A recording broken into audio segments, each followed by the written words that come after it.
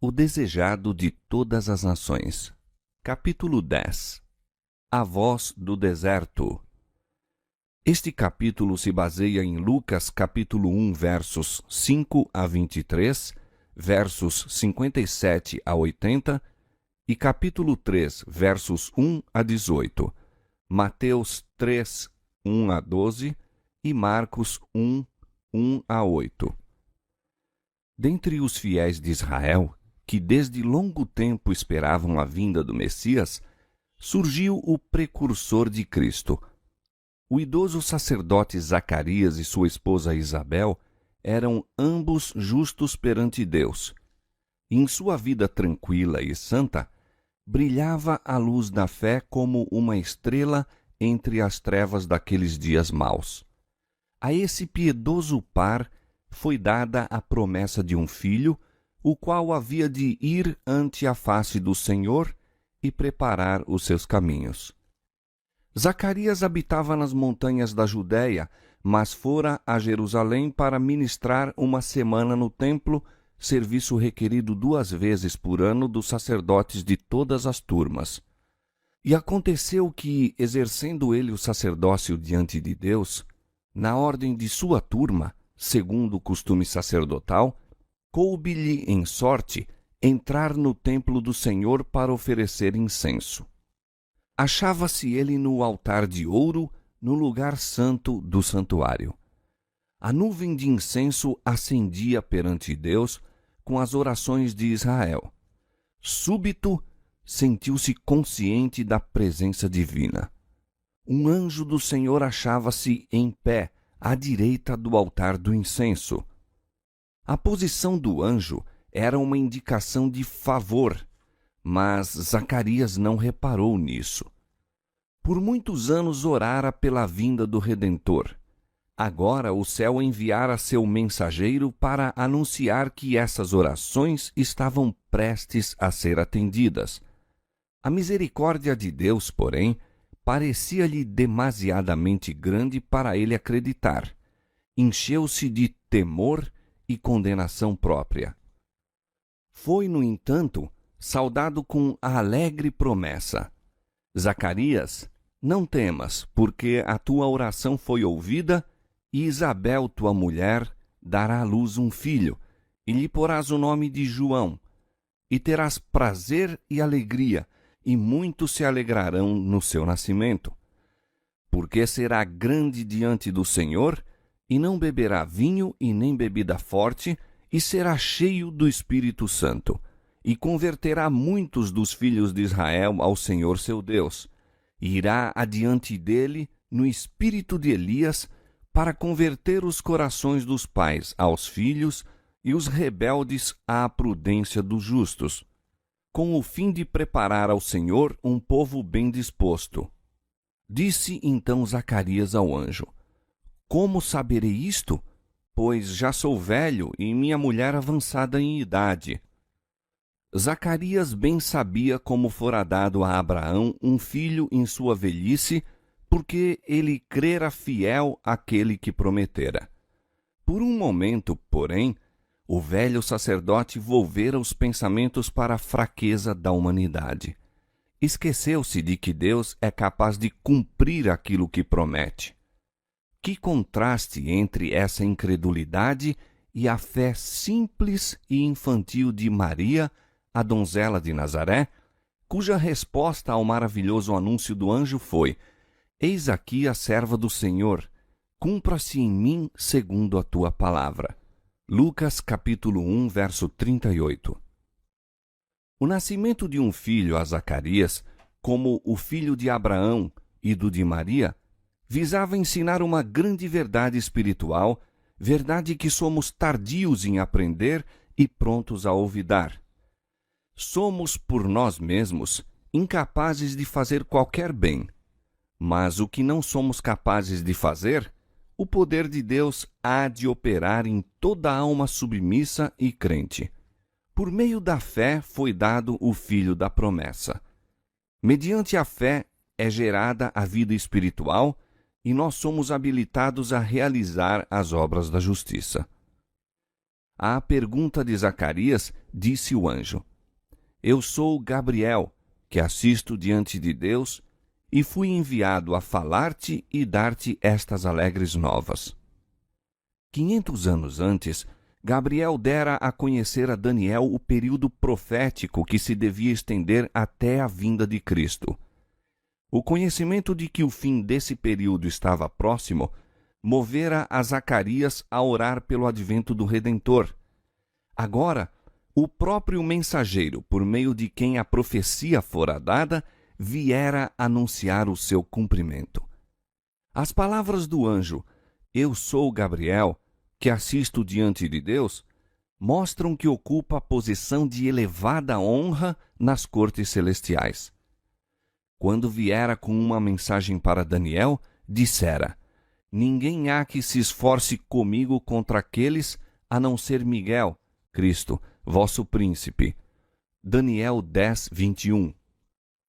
De Gabriel, diz o Salvador em Apocalipse: Pelo seu anjo as enviou e as notificou a João, seu servo. Apocalipse 1, 1. E a João o anjo declarou: Eu sou conservo teu e de teus irmãos, os profetas. Apocalipse 22, 9. Maravilhoso pensamento que o anjo que ocupa em honra o lugar logo abaixo do Filho de Deus é o escolhido para revelar os desígnios de Deus a homens pecadores. Zacarias exprimira dúvida quanto às palavras do anjo. Não falaria outra vez enquanto elas não se cumprissem. Eis, disse o anjo, que ficarás mudo, até o dia em que estas coisas aconteçam. Era dever do sacerdote, nesse serviço, orar pelo perdão dos pecados públicos e nacionais e pela vinda do Messias. Quando, porém, Zacarias tentou fazer isso, não podia emitir uma palavra. Saindo para abençoar o povo, falava por acenos e ficou mudo. Haviam-no esperado muito e começado a temer que houvesse sido ferido pelo juízo de Deus. Mas ao sair do lugar santo, seu rosto resplandecia com a glória de Deus e entenderam que tinha visto alguma visão no templo. Zacarias comunicou-lhes o que vira e ouvira, e, terminados os dias de seu ministério, voltou para sua casa. Pouco depois do nascimento da prometida criança, a língua do pai se desprendeu e falava louvando a Deus. E veio temor sobre todos os seus vizinhos, e em todas as montanhas da Judéia foram divulgadas todas estas coisas. E todos os que as ouviram as conservavam em seus corações, dizendo: Quem será, pois, esse menino? Tudo isso tendia a chamar a atenção para a vinda do Messias, ao qual João devia preparar o caminho. O Espírito Santo repousou sobre Zacarias e ele profetizou por estas belas palavras a missão de seu filho.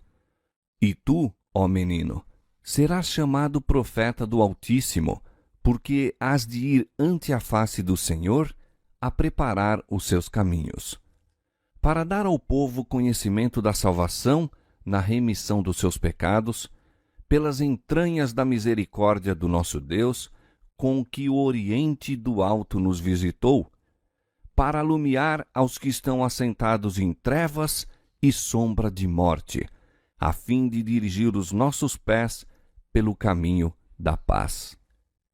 E o menino crescia e se robustecia em espírito, e esteve nos desertos até o dia em que havia de mostrar-se a Israel. Antes do nascimento de João, o anjo dissera: Será grande diante do Senhor, e não beberá vinho, nem bebida forte, e será cheio do Espírito Santo. Deus chamara o filho de Zacarias para uma grande obra, a maior já confiada aos homens. A fim de cumprir essa obra, precisava de que o Senhor com ele cooperasse, e o Espírito de Deus seria com ele, caso desse ouvidos às instruções do anjo. João devia ir como mensageiro de Jeová para levar aos homens a luz de Deus. devia imprimir-lhes nova direção aos pensamentos. Devia impressioná-los com a santidade dos reclamos divinos e sua necessidade da perfeita justiça de Deus. Esse mensageiro tem que ser santo. Precisa ser um templo para a presença do Espírito de Deus. A fim de cumprir sua missão, deve ter sã constituição física, bem como resistência mental e espiritual. Era, portanto, necessário que regesse os apetites e paixões. Deveria ser de tal forma capaz de dominar suas faculdades que pudesse estar entre os homens tão inabalável ante as circunstâncias ambientes como as rochas e montanhas do deserto. Ao tempo de João Batista, a cobiça das riquezas e o amor do luxo e da ostentação se haviam alastrado. Os prazeres sensuais, banquetes e bebidas estavam causando moléstias e degeneração física, amortecendo as percepções espirituais e insensibilizando ao pecado. João devia assumir a posição de reformador. Por sua vida abstinente e simplicidade de vestuário, devia constituir uma repreensão para sua época. Daí as instruções dadas aos pais de João, uma lição de temperança dada por um anjo do trono do céu. Na infância e mocidade, o caráter é extremamente impressionável. Deve ser adquirido então o domínio próprio. Exercem-se no círculo de família, ao redor da mesa, influências cujos resultados são duradouros como a eternidade.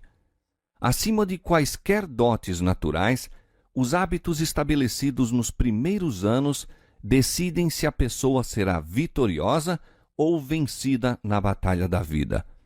A juventude é o tempo da semeadura. Determina o caráter da colheita para esta vida e para a outra. Como profeta, João devia converter os corações dos pais aos filhos e os rebeldes à prudência dos justos, com o fim de preparar ao Senhor um povo bem disposto. Preparando o caminho para o primeiro advento de Cristo, era representante dos que têm que preparar um povo para a segunda vinda de nosso Senhor. O mundo está entregue à condescendência com as próprias inclinações. Abundam erros e fábulas. Multiplicam-se os ardis de Satanás para destruir as almas.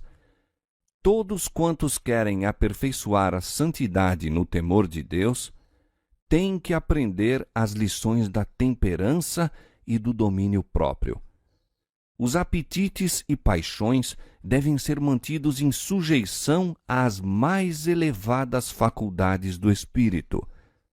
Esta autodisciplina é essencial àquela resistência mental e visão espiritual que nos habilitarão para compreender e praticar as sagradas verdades da Palavra de Deus. É por esta razão que a temperança tem seu lugar na obra de preparação para a segunda vinda de Cristo. Segundo a ordem natural, o filho de Zacarias teria sido educado para o sacerdócio. A educação das escolas dos rabis, no entanto, tê-lo-ia incapacitado para sua obra. Deus não o mandou aos mestres de teologia para aprender a interpretar as Escrituras. Chamou-o ao deserto a fim de aprender acerca da natureza e do Deus da natureza. Foi numa região isolada que encontrou seu lar, em meio de despidas colinas, ásperos barrancos e cavernas das rochas. Preferiu, porém, renunciar às diversões e luxos da vida pela rigorosa disciplina do deserto. Ali, o ambiente era propício aos hábitos de simplicidade e abnegação. Não perturbado pelo bulício do mundo, poderia estudar as lições da natureza, da revelação e da providência. As palavras do anjo a Zacarias haviam sido muitas vezes repetidas a João por seus piedosos pais. Desde a infância, fora-lhe conservada diante dos olhos a missão a ele confiada e aceitara o sagrado depósito. Para ele, a solidão do deserto era um convidativo lugar de escape da sociedade quase geralmente contaminada de suspeita, incredulidade e impureza. Desconfiava de suas forças para resistir à tentação e fugia do constante contato com o pecado, não viesse a perder o sentimento de sua inexcedível culpabilidade. Dedicado a Deus como nazireu desde o nascimento, fez por si mesmo o voto de uma consagração de toda a vida. Vestia-se como os antigos profetas, de uma túnica de pelo de camelo, presa por um cinto de couro. Comia gafanhotos e mel silvestre, achados no deserto, e bebia água pura que vinha das montanhas. A vida de João não era, entretanto, passada em ociosidade, em ascética tristeza e em isolamento egoísta.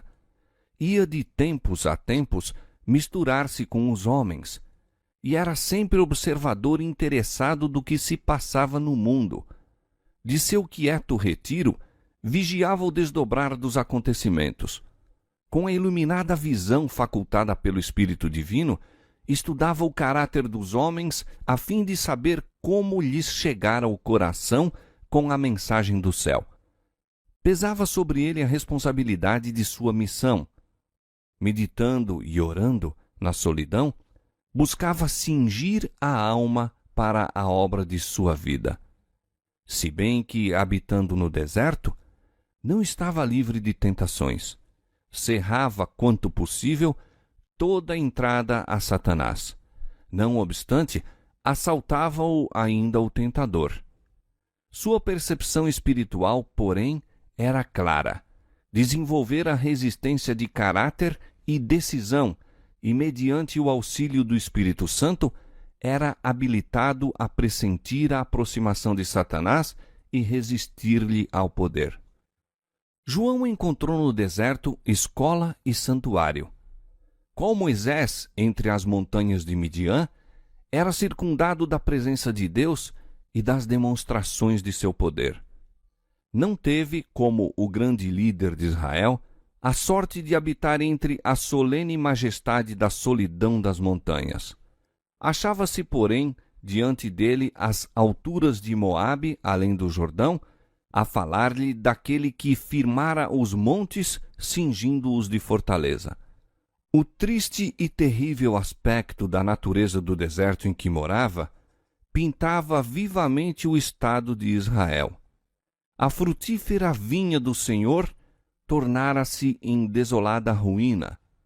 Sobre o deserto, no entanto, curvava-se o céu luminoso e belo. As nuvens que se acastelavam com o negror da tempestade eram aureoladas pelo arco-íris da promessa. Assim, por sobre a degradação de Israel, brilhava a prometida glória do reino do Messias. As nuvens da ira eram emparelhadas pelo arco-íris do seu misericordioso concerto. Sozinho, no silêncio da noite, lia a promessa feita por Deus a Abraão de uma semente tão inumerável como as estrelas. A luz da aurora dourando as montanhas de Moabe falava-lhe daquele que havia de ser como a luz da manhã quando sai o sol, da manhã sem nuvens. 2 Samuel 23, 4. E no brilho do meio-dia via o esplendor de sua revelação quando a glória do Senhor se manifestar e toda a carne juntamente a vir. Isaías capítulo 40, verso 5. Num misto de respeito e regozijo, examinava nos rolos dos profetas as revelações da vinda do Messias, a semente prometida que haveria de esmagar a cabeça da serpente, Siló, o doador da paz, que deveria aparecer antes de um rei deixar de reinar sobre o trono de Davi. Agora chegara o tempo. No palácio do monte de Sião, senta-se um governador romano. Segundo a firme palavra do Senhor, o Cristo já nascera. As arrebatadas descrições da glória do Redentor por Isaías eram dia e noite objeto de estudo de sua parte. O rebento do tronco de Jessé, um rei que reinará em justiça, julgando com equidade os mansos da terra, um refúgio contra a tempestade, a sombra de uma grande rocha em terra sedenta, Israel não mais sendo chamado desamparada, nem sua terra assolada, mas chamado pelo Senhor, o meu prazer, e sua terra desposada. Isaías capítulo 11, verso 4, capítulo 32, verso 2 e capítulo 64, verso 4. O coração do solitário exilado enchia-se de gloriosa visão. Contemplou o rei em sua beleza e o próprio eu foi esquecido. Via a majestade da santidade e sentiu-se ineficiente e indigno. Estava disposto a ir como mensageiro do céu, não atemorizado pelo humano, pois contemplara o divino. Podia ficar ereto e destemido em presença de monarcas terrestres, porque se prostrara diante do Rei dos Reis. João não compreendia plenamente a natureza do reino do Messias. Esperava que Israel fosse libertado de seus inimigos nacionais, mas a vinda de um rei em justiça e o estabelecimento de Israel como nação santa era o grande objetivo de sua esperança. Assim acreditava se viesse a cumprir a profecia dada em seu nascimento. Para lembrar-se do seu santo concerto, que, libertados da mão de nossos inimigos, o serviríamos sem temor, em santidade e justiça perante ele todos os dias de nossa vida. Via seu povo enganado, satisfeito consigo mesmo e adormecido em pecados. Anelava despertá-los para a vida mais santa. A mensagem que Deus lhe dera destinava-se a acordá-los da letargia e fazê-los tremer por sua grande iniquidade.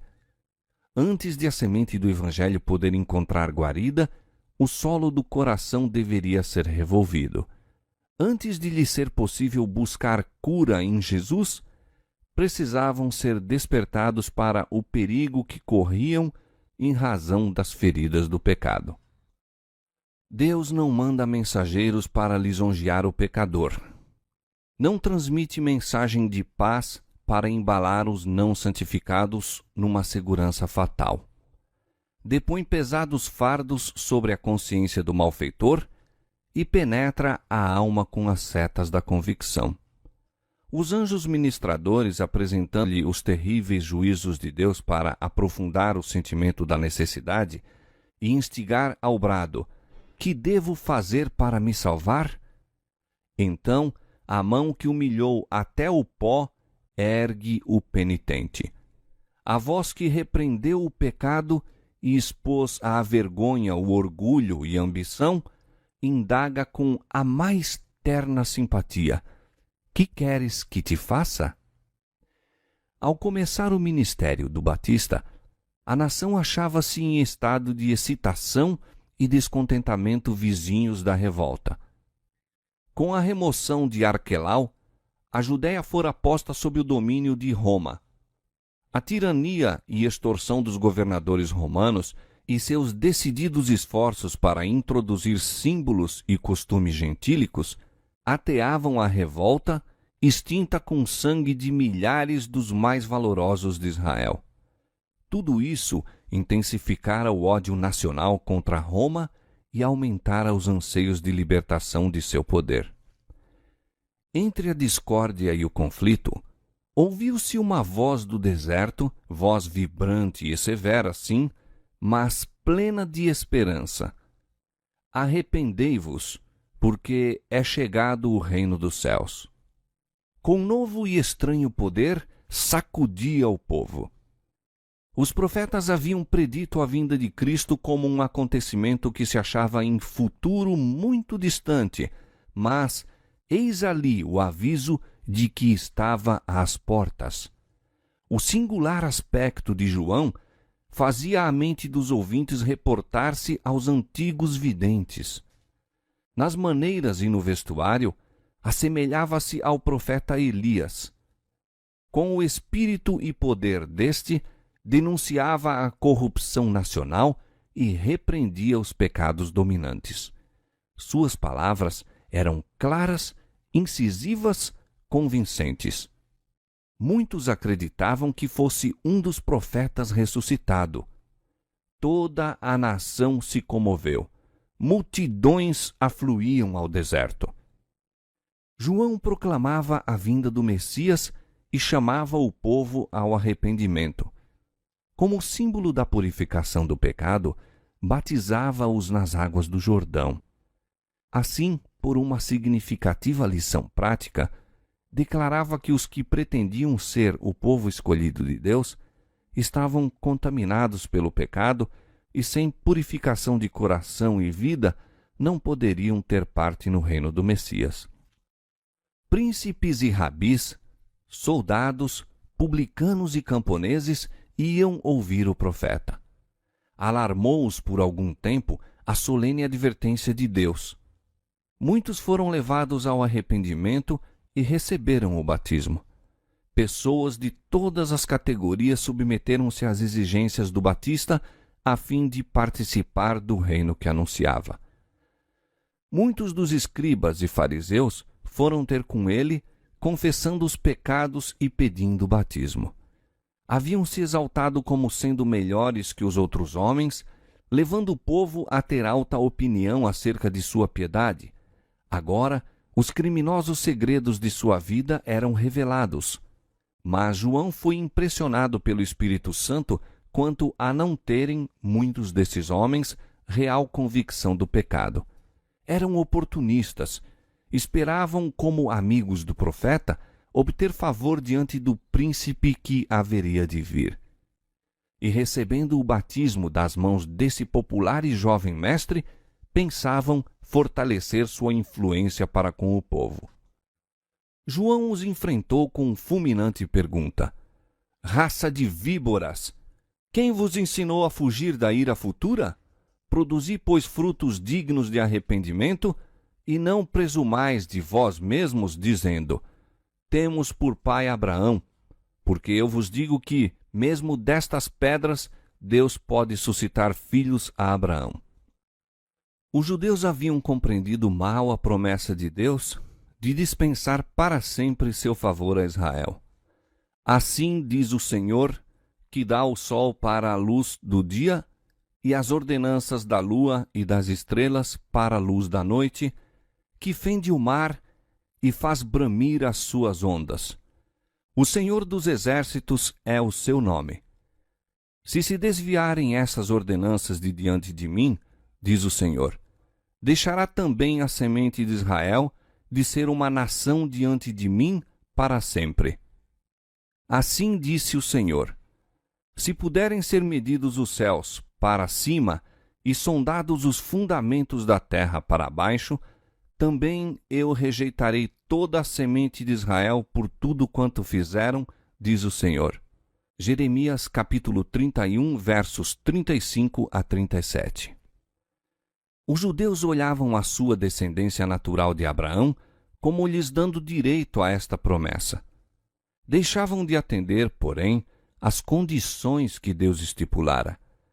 Antes de dar a promessa, dissera: porei a minha lei no seu interior e a escreverei no seu coração, e eu serei o seu Deus, e eles serão o meu povo. Porque lhes perdoarei a sua maldade e nunca mais me lembrarei dos seus pecados. Jeremias capítulo 31, versos 33 e 34. A um povo em cujo coração sua lei está escrita, é assegurado o favor de Deus. São um com Deus, mas os judeus se haviam dele separado. Em razão de seus pecados, estavam sofrendo sob seus juízos. Era essa a causa de estarem escravizados a uma nação pagã. O espírito deles estava obscurecido pela transgressão e por lhes haver o Senhor em tempos anteriores mostrado tão grande favor, desculpavam seus pecados. Lisonjeavam-se de ser melhores que os outros homens e merecedores de suas bênçãos. Estas coisas estão escritas para aviso nosso, para quem já são chegados os fins dos séculos. 1 Coríntios capítulo 10, verso 11. Quantas vezes interpretamos mal as bênçãos de Deus e nos lisonjeamos de ser favorecidos em virtude de alguma bondade que haja em nós? Deus não pode fazer por nós aquilo que almeja. Seus dons, empregamo-los para nos aumentar a satisfação pessoal e nos endurecer o coração em incredulidade e pecado. João declarava aos mestres de Israel que seu orgulho, egoísmo e crueldade demonstravam serem eles uma raça de víboras, uma terrível maldição para o povo, em vez de filhos do justo e obediente Abraão. Em vista da luz que haviam recebido de Deus, eram ainda piores que os gentios, a quem se sentiam tão superiores. Havia-se esquecido da rocha de onde foram cortados e da caverna do poço de onde foram cavados. Deus não dependia deles para cumprimento de seu desígnio. Como chamara a Abraão dentre um povo gentil, assim poderia chamar outros a seu serviço.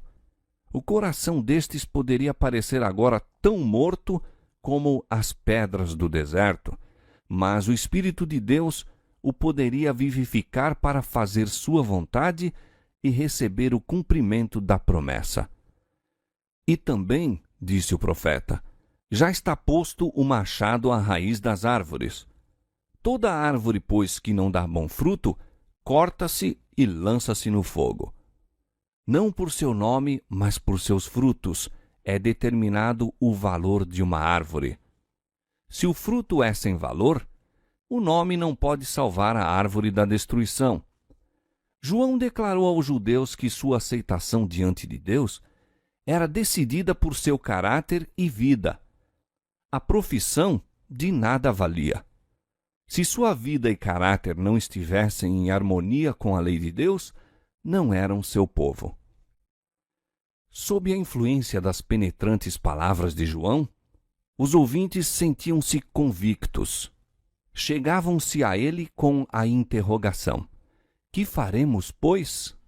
Ele respondia: quem tiver 2 túnicas, reparta com o que não tem, e quem tiver alimentos, faça da mesma maneira. E advertia os publicanos contra a injustiça e os soldados contra a violência. Todos quantos se houvessem de tornar súditos do reino de Cristo tinham que dar demonstrações de fé e arrependimento.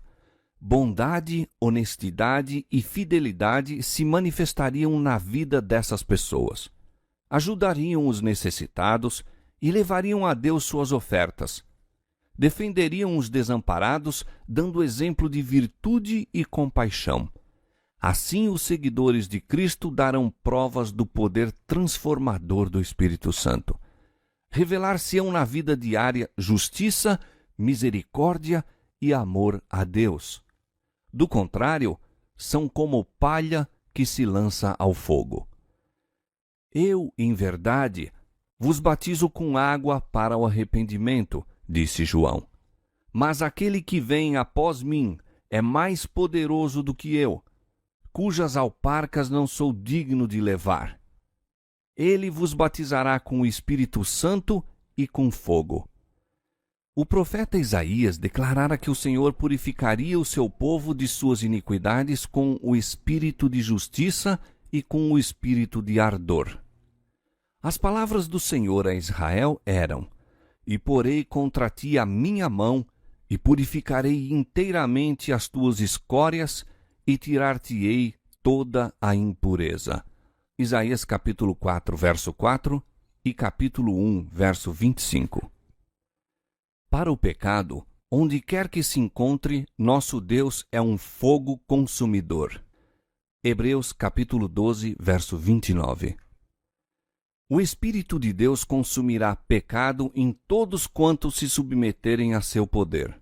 Se os homens, porém, se apegarem ao pecado, ficarão com ele identificados. Então, a glória de Deus que destrói o pecado tem que destruí-los. Depois de sua noite de luta com o anjo, Jacó exclamou: Tenho visto a Deus face a face, e a minha vida foi salva. Gênesis capítulo 32, verso 30. Jacó fora culpado de um grande pecado em sua conduta para com Esaú, mas arrependera-se. Sua transgressão fora perdoada e seu pecado purificado. Podia, portanto, suportar a revelação da presença de Deus. Mas sempre que os homens chegaram à presença dele, enquanto voluntariamente nutrindo o mal, foram destruídos. Por ocasião do segundo advento de Cristo, os ímpios hão de ser consumidos pelo assopro da sua boca e aniquilados pelo resplendor da sua vinda.